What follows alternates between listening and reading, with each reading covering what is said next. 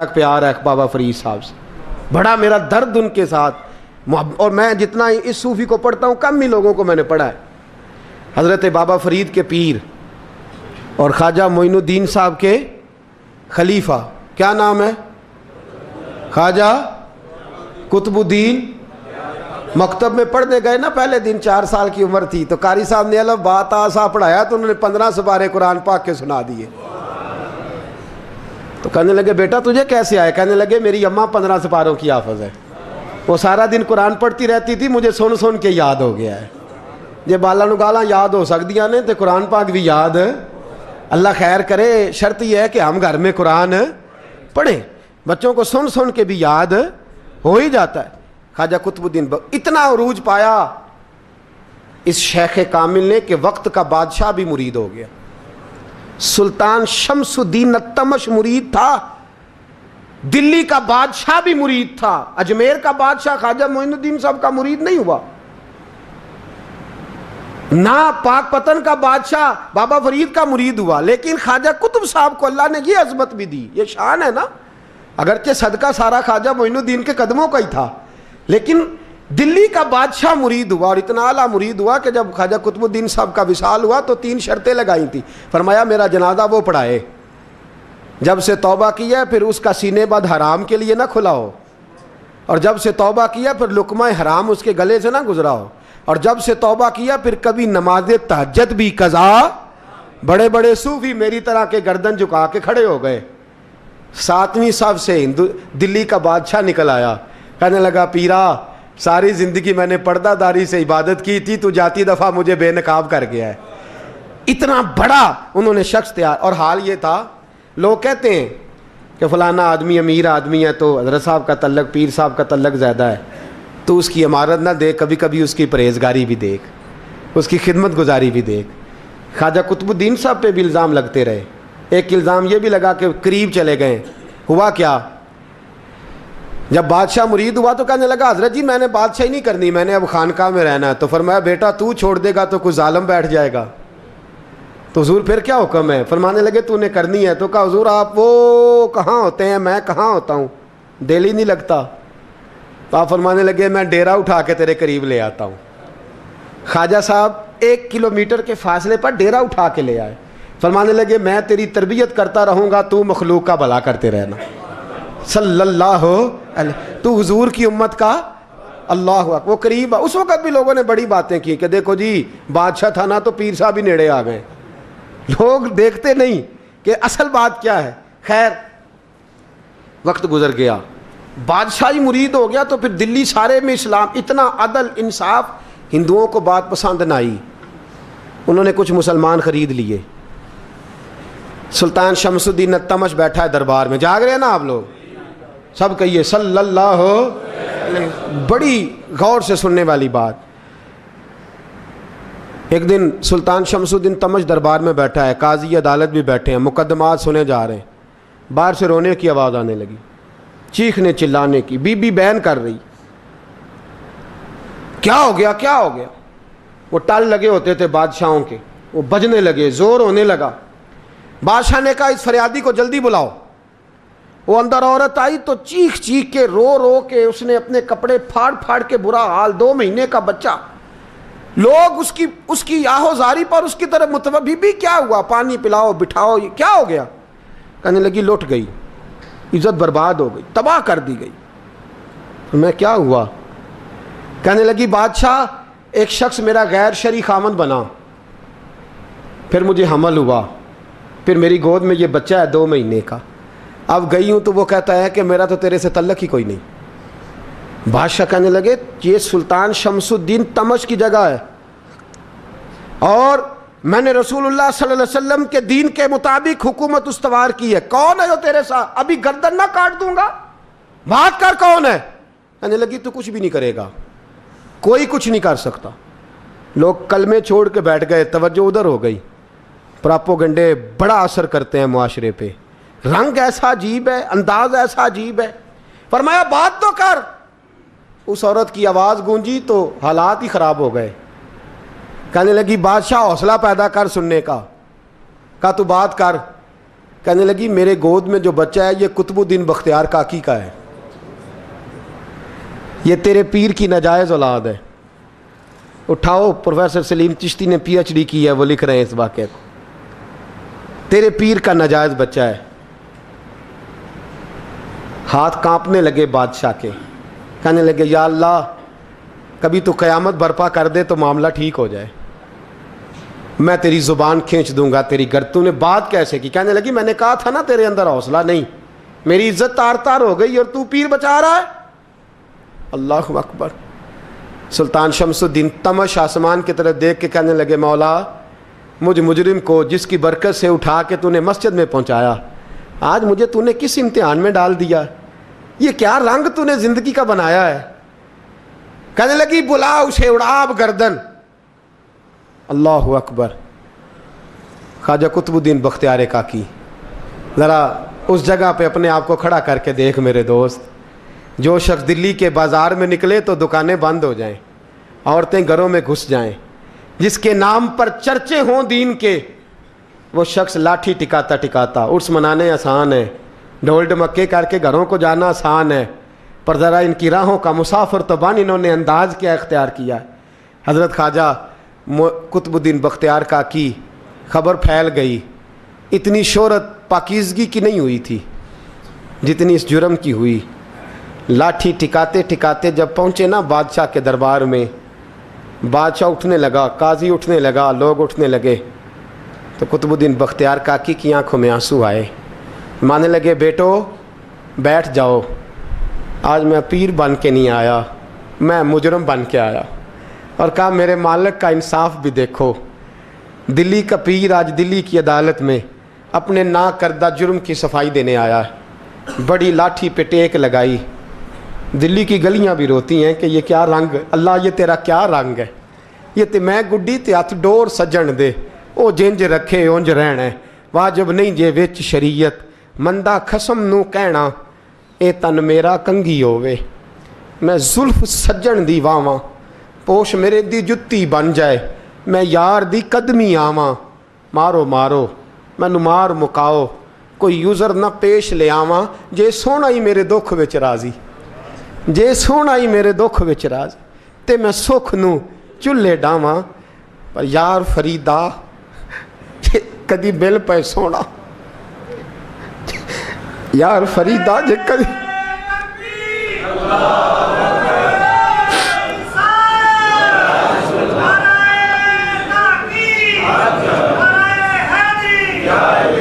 یہ کدی مل پہ سونا، بس انہوں رو رو حال سناواں، ٹیک لگائی ہے، کہنے لگی بی بی بول دے گواہی، کہنے لگی بی بی رب جانتا ہے، رب کا رسول جانتا ہے، پر میں تجھے نہیں جانتا، تو کون ہے؟ کہنے لگی اچھا وہ لوگوں کو بھیج کے تہجد کے بہانے پچھلے دروازے مجھے اندر بلانا، رب تیرا بھول جانا؟ پھر رونے لگی، پھر مکر کرنے لگی۔ مجھے بتائیے ایسا کوئی مقدمہ ہو تو لوگ کیا کہتے ہیں؟ یکدم حالات بدلتے ہیں کہ نہیں بدلتے؟ دلی کا ماحول ہی بدل گیا، سارا رنگ ہی بدل گیا۔ وہ عورت تو ہندو تھی، اس نے تو جھوٹ موٹ کے کلمے بھی پڑھ رکھے ہیں۔ اللہ اکبر۔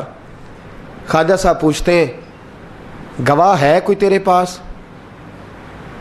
تو 4 کلمہ پڑھنے والے کھڑے ہو گئے۔ اللہ کرے کلمہ پڑھنے والے بکا نہ کریں، آمین تو کہیں۔ وہ کھڑے ہو کے کہنے لگے ہاں ہم نے آتے بھی دیکھا ہے، جاتے بھی دیکھا ہے۔ خواجہ قطب الدین صاحب نے نظر عثمان کی طرف اٹھائی، کہنے لگے اچھا جو تیری مرضی، میں گڈی تے ہاتھ ڈور سجن دے، وہ جنج رکھے اونج رہنا ہے، واجب نہیں وچ شریعت، مندہ خسم نو کہنا۔ کہنے لگے سلطان یار ایک رات کی مہلت نہیں دے دیتا؟ میں سویرے سلطان بھی رو پڑا کہ پیر صاحب میں نوکر اور میں مولتے، اچھا حضور جیسے مرضی۔ باہر نکلے، خادم کہنے لگا حضور سواری پہ بیٹھ جائیں، وہ مانے لگے نہیں یار آج پیدل جانا ہے، اس دلی کے چونکوں نے مجھے بڑی سلامیاں دی ہے، ذرا میں دیکھوں تو صحیح دلی کے بازار میری رسوائی پہ کیا کہتے، مجھے ذرا یہ پتھر بھی کھانے دے، ان کا ذائقہ بھی۔ پیدل گئے، دنیا سو گئی تو دلی کے بادشاہ نے اجمیر کی طرف منہ کیا۔ خواجہ معین الدین حیات تھے، بے خبر ہو جو غلاموں سے وہ آقا کیا ہے۔ بے خبر ہو جو غلاموں سے وہ منہ کیا. کہنے لگے معین الدین میں کوئی لوارس تو نہیں نا, میں کوئی لوارس ہوں کہ یہاں جو میرے ساتھ مرضی ہو جائے. تیری مجبوریاں درست, مگر تیرا وعدہ تھا ساتھ دینے کا, وقت آیا ہے. میں کوئی لوارس نہیں کہ اب تو اجمیر میں بیٹھا رہے اور میں دکھ سارا اکیلے برداشت کروں. بڑھاپے کا مجھے بھی پتہ ہے, کمزوری کا مجھے بھی پتہ ہے, ذوف کا مجھے بھی پتہ ہے, پر تتی تھوڑے تھکڑے خاندڑیاں, میں بھی تو تیرے نام تو مفت بھی خاندڑیاں. مجھے بھی تو پتہ ہے نا, منم غلام نے علی حیدریم قادریم دمز احمد رضا خامی زنم. میں نے بھی تو اپنا نام نہیں نا جپا, تیرا ہی جپا ہے ساری زندگی. یہ لفظ کہے, کہتے میں رویا. آنکھ لگی تو حضرت خواجہ معین الدین صاحب خواب میں ملے. کہنے لگے قطب الدین میرا انتظار کرنا, میں پہنچ رہا ہوں. میرا انتظار کرنا, میرا انتظار. کیا کہا میاں صاحب نے؟ کہتے ہیں مالی دا کم پانی دینا, پھل کچے ہون یا پکے, اے پیر مرید دے سر تے ہی رہندا ہے, جھوٹے ہون یا سچے. میں آیا, فکر نہ کرنا. حضرت سویرے اٹھے, پھر گئے عدالت. پھر کہا نام بھائی پروٹوکول, مجرموں کا پروٹوکول نہیں ہوتا, میں اکیلا جاؤں گا. جس کے آگے پیچھے نعرے ہوتے تنے تنہا. 2-4 منٹ زیادہ لے لوں آج آپ حضرات. کہتے میں پہنچا عدالت, اور جا کے جب کہا نا کہ ہاں جی حضور بتائیے, گواہ بھی خلاف ہے, مقدمہ بولیں. تو کہنے لگے مجھے میرے شیخ نے حکم دیا ہے کہ میرا انتظار کرنا. پھر وہ جو باتیں کرنے والے تھے کہنے لگے جی کون گیا تھا اجمیر, کون آیا ہے وہاں سے, ہمیں روحانی باتیں نہ بتائی جائیں. یہاں سے تو ایک دن میں پہنچا نہیں جا سکتا, ٹرین بھی 36 گھنٹے لیتی ہے دلی سے جانے میں. تو کہا یہ کیسے ہو سکتا ہے, کوئی رات کو رات آپ کو خبر ہو گئی, آپ کیس کو لمبا نہ کریں. بادشاہ مرید ہے, لگتا ہے کہ یہ راتوں رات بھگا دے گا پیر کو. اتنی باتیں خواجہ صاحب نے سنی. جب بے گناہ آدمی کو یہ باتیں سننی پڑتی ہیں پھر دل بڑا ٹوٹتا ہے, پھر بڑی تکلیف ہوتی ہے. حضرت کہنے لگے یارو تمہاری مرضی. شمس الدین تمش کی آواز گونجی, فرمایا جیسے انہوں نے کہا ویسے کیا جائے گا. 3 دن کے لیے عدالت برخاست کر دی جاتی ہے. چیم گوئیاں ہونے لگی, پھبتیاں کسی جانے لگی. تیسرے دن شام کا وعدہ تھا, چوتھے دن عدالت جانا تھا. قطب الدین بختیار کاکی کے پاس لوگ آ کے افسوس کرتے تو آپ بولتے نہیں. یہاں تو لوگ صفائیاں دیتے ہیں, بولتے نہیں. فرماتے یار میں گڈی تے ہاتھ ڈور سجن دے, وہ جینج رکھے, میں اونج ہی رہنا ہے, جیسے اس کی مرضی ویسے. جیڑیاں گڈیاں آپ پہ اڈیاں ہو نہ چڑھن اونچائیاں, وہی گڈیاں اونچیاں اڈیاں جڑیاں سائیاں آپ چڑھائیاں. فرمایا ٹھیک ہے جیسے وہ رکھے, میں راضی ہوں. اللہ اکبر. تیسرے دن کی مغرب کا وعدہ تھا. جب مغرب کا سورج ڈوب گیا نا, بڑے قافلے اجمیر سے آئے پر معین الدین نہ آیا. وعدہ کیا تھا یار نے, آؤں گا دن ڈھلے. وہ خواجہ غلام فرید صاحب رحمۃ اللہ تعالیٰ علیہ فرمایا کرتے تھے نا, کوا کھانے لگا آنکھیں تو کہنے لگے کاغا اے تن سارا ہی کھائیو, میرا چن چن کھائیو ماس, میرے 2 نین نہ کھائیو, مینو پیا ملن دی آس. نے کہا سارا کھا جا, آنکھیں چھوڑ دے. اس نے کہا تھا میں آؤں گا, انتظار لمبا ہو گیا ہے پر میری امید تو نہیں نہ ٹوٹی. مغرب کی اذان ہوئی تو لوگ کہنے لگے لو جی اب بس ہو گئی. خواجہ قطب الدین صاحب نے اللہ اکبر کہہ کے مغرب کی جماعت جب میدان میں کھڑی کی تو اپنی بھی چیخ نکل گئی, آئی نہیں. لیکن جب نماز کا سلام پھیرا تو خواجہ معین الدین صاحب کی 2 رکعتیں ابھی باقی تھیں. خواجہ صاحب پیچھے نماز پڑھ رہے ہیں, سلام پھیرا, اور نماز کے بعد جب اٹھے نا تو خواجہ صاحب کے سینے کے سینہ لگا. تو کہا حضرت جی میں شہزادہ تھا, آپ نے کہا تھا خشک روٹی کھانا تو میں نے خشک کی کھائی ہے, آپ نے کہا تھا فاقے کرنا تو میں نے کیے ہیں, آپ نے کہا وطن واپس نہیں جانا تو میں نہیں گیا. حضور اس امتحان کا آپ نے بتایا ہی نہیں تھا, یہ مجھے بتا جاتے اب اس سفید داڑھی سے میں جواب دیتا پھروں. خواجہ معین الدین صاحب نے جھٹکا, پیچھے ہٹ, تو زیادہ عزت والا ہے کہ یوسف زیادہ عزت والا تھا, تو زیادہ مقام والا ہے کہ عائشہ زیادہ مقام والی تھی, چپ کر, یہ کچھ صوفیاء کا طریقہ ہے, چپ کر. عرض کی حضور غلطی ہو گئی, میں پہلے نہیں رویا, تو ملا ہے تو رویا ہوں, میں پہلے نہیں تڑپا, میں نے شکوا نہیں, تو ملا ہے, اپنا ہی کو ملے تو دکھ یاد آتے ہیں نا. فرمایا چپ کر, جا سلطان سے کہہ دے سویرے نماز کے بعد عدالت لگا دے. سویرے جب عدالت لگی نا تو خواجہ معین الدین صاحب بازو پکڑا خواجہ قطب صاحب کا. نکلے تو دیکھا لائنیں لگی ہیں, مجمع لگا ہے, آنکھوں میں آنسو آ گئے. کہا حضور آپ کیوں روتے ہیں؟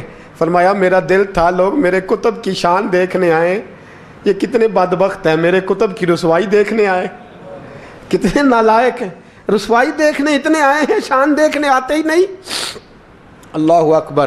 جب میدان لگا خواجہ صاحب پہنچے, عورت کو کہنے لگی اللہ سے ڈر جا, وقت تھوڑا ہے, تو مر جائے گی. کہنے لگی مجھے داستانیں نہ سنائیں. قاضی صاحب سے کہنے لگے قاضی صاحب آپ حقیقت حال سے آگاہ ہیں, خیال کریں. کہنے لگے خواجہ صاحب دلیلیں نہ دیں, گواہ لائیں, وعظ نہ کریں. خواجہ صاحب رحمۃ اللہ علیہ کہنے لگے گواہوں کو بلاؤ. گواہ آئے تو خواجہ معین الدین صاحب نے نظر, تم ہو میرے کتب پر, میرے کتب کے جرم کے گواہ. ان کی زبانیں کانپنے لگیں, ہاتھ کانپنے لگے.